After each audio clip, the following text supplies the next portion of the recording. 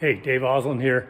Hey, if you've bought a Honda in the last several years and it's got a carburetor rather than a fuel injection system, chances are it runs like a piece of crap right from the factory.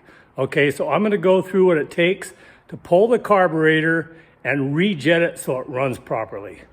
I've got a little Honda TRX250, one of the units on the ranch here. First order of business, shut your gas off. Get the seat off of here. This exposes the carburetor, the airbox.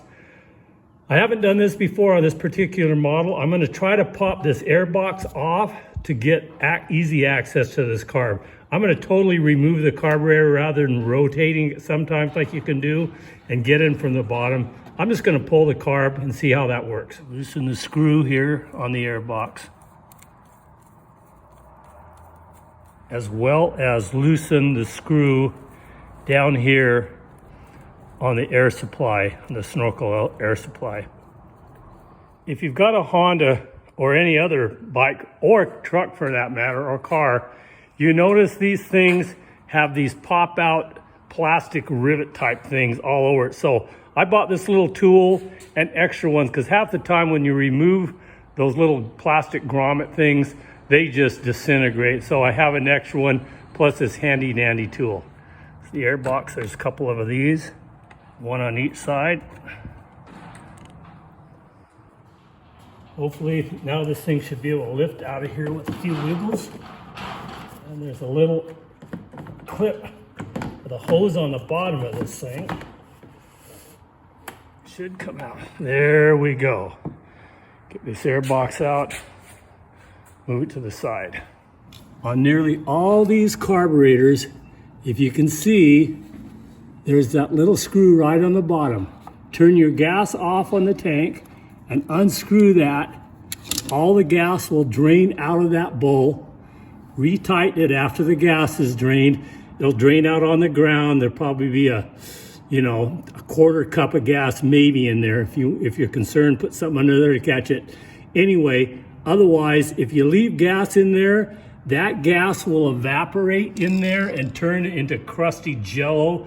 And all those teeny orifices, you have little jet orifices in there that are no smaller, no bigger than almost a fat human hair that will get clogged up with that funky gas, especially in California with ethanol gas. So there's the best tip I can give you if you've got a quad or a motorcycle with a carburetor.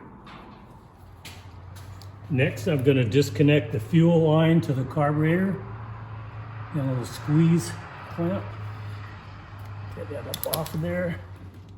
Disconnect the fuel line. I'm going to pull this slide.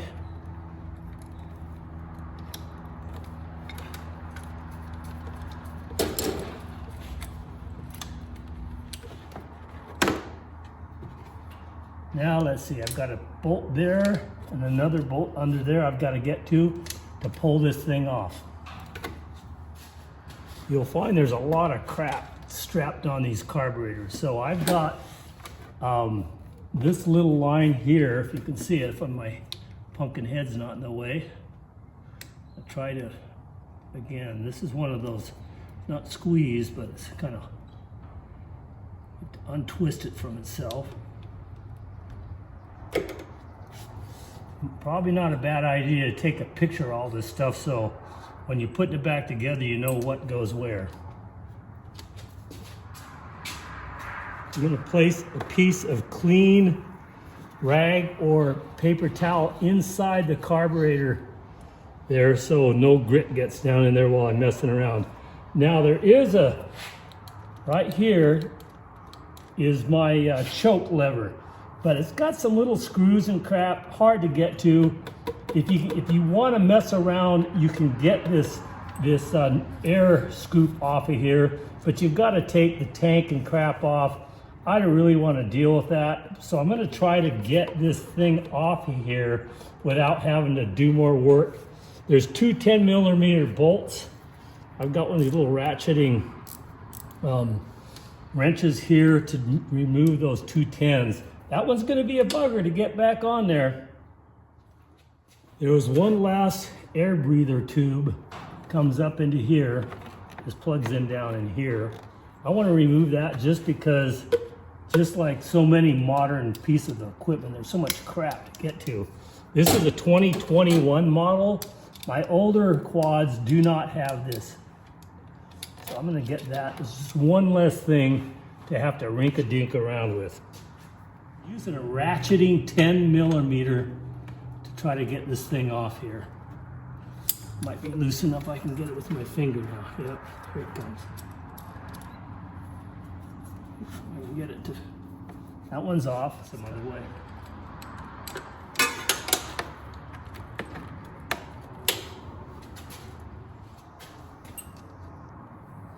So there's the second 10 millimeter nut. There's our carburetor right there. So again, because I couldn't access stuff easily, I'm gonna pull this choke cable off now. I gotta loosen that and I can pull it up, pop it out of there.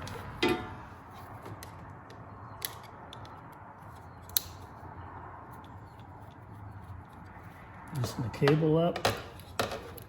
You should be able to swing it out. Pull that up. Voila. Carburetor. So here's the bottom of this carburetor. By the way, this little screw right here, while the carburetor is sitting on the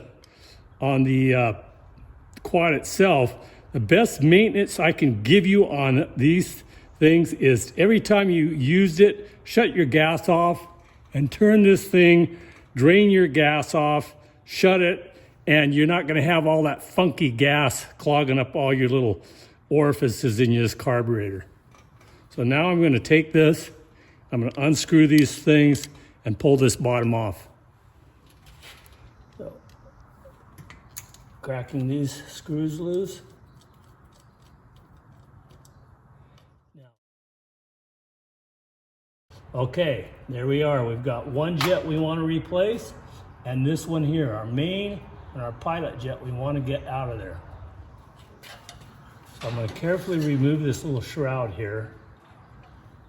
And here's, so when you've got that thing full throttle, you're using your main jet. Most of the time, most of us are probably running half throttle or less. That's where this pilot jet really has the biggest effects on this carburation. Generally, they're very lean, and I'm gonna see if I have one of these. This is, if I can read the number. Whew. Looks like a number 38. I'm going to go with a 42 if I have one. I have to look through my collections of these little buggers. These are about $1 or $2 a piece, but boy, it's going to make it run totally different. Make sure that you have the correct jet. See, this is the original out of here, a 38, and I don't want to use anything less. It's got to match up perfectly. So number 38 came out. I'm looking for a 42, preferably, maybe even a 44 to go in there. Jet. I'm going to just opt for a number 40 to beef this up just a little bit, enriching it just a little bit. So, yeah, I'm just trying to get a little richer air mixture in there because, yeah, Honda, to make this thing sellable in beautiful California, you don't want to over-tighten those things. So I'm just starting with this one. Unfortunately, you have to put this back together, hook it all up, run it to see if what you've done is right. And again, I can't adjust that once. Oftentimes there's a little adjustable jet there. You can, increase your airflow and whatnot. And this was not letting me do that. So I'm going to put it back together, see if it runs a little better. I just upped it from a 38 to a 40, which is not a big increase, but hopefully it just helps it somewhat. While you have this off, you might want to change your O-ring here, your seal ring. Also make sure there's no sediment or junk in there. If so, clean it all out. This is a fairly new machine, so it's liquidy clean in there. Part of that is to do with my draining this thing every time I use it. Again, there's that little drain plug, crack it about a turn, you'll see the gas come out, tighten it up, and you'll have all the gas out of this thing.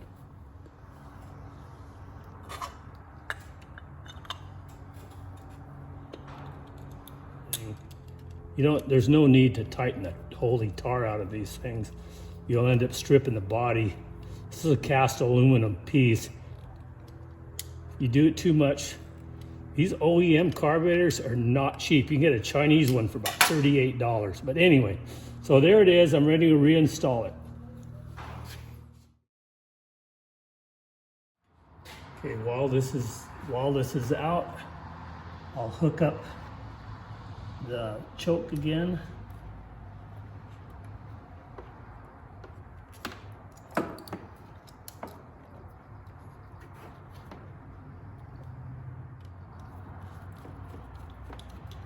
And make sure it's connected correctly.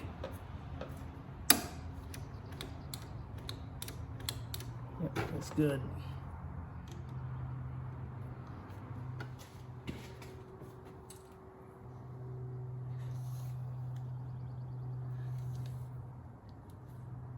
If we can get them started, I'm a happy boy. Okay, that one started. This one, oh, yeah. Getting this one. Luckily, it has this little built-in washer, so it's gonna kind of help me hold that thing in there. So I can get it up in there and started. I don't even have to push it here. There you go. Now it's started. I'm a happy guy. Time to tighten those two things up. Okay, now I get to put the airbox back in. There should be fun. Got that nozzle on. Air scoop. It's going in good. The bottom one, that's a fun one to do.